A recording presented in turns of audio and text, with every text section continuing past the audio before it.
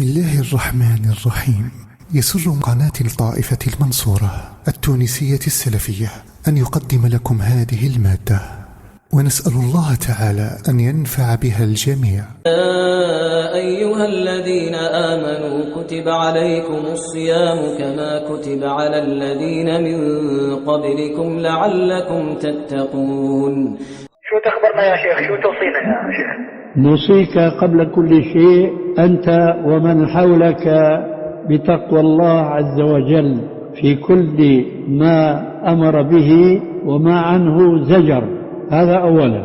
وثانيا أن يكون صيامكم إمساك عن المفطرات المادية والمفطرات المعنوية. أما المفطرات المادية فهي معروفة لديكم كالأكل والشرب والجماع وغير ذلك مما هو متفق عليه أو مختلف فيه. أما المفطرات المعنوية التي قد لم تكونوا سمعتم بهذه التسمية المفطرات المعنوية، فإنما أعني بها المعاصي التي إذا وقع المسلم فيها كان صيامه ناقصا على الأقل إن لم يكن قد تعرض لإفساد صومه. وإلى هذه الحقيقة أشار النبي صلى الله عليه وآله وسلم في حديث البخاري في صحيحه: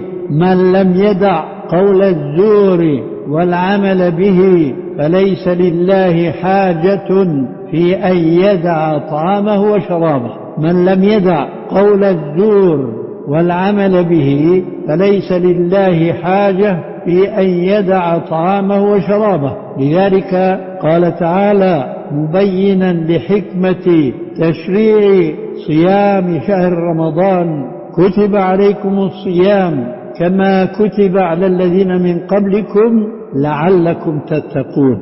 أي إن الله عز وجل إنما فرض شهر الصيام شهر رمضان ليس فقط ليجيع الإنسان أو يجوع الإنسان نفسه ويعطشها فقط، وهذا لابد منه، ولكن الأمر والحكمة والغاية القصوى التي أرادها الله هو الانتهاء عن المعاصي كلها. لذلك قال عليه السلام: من لم يدع قول الزور والعمل به فليس لله حاجة في أن يدع طعامه وشرابه. وكذلك قال في الحديث الآخر الصحيح: كم من صائم ليس له من صيامه إلا الجوع والعطش، وكم من قائم ليس له من قيامه إلا السهر والتعب.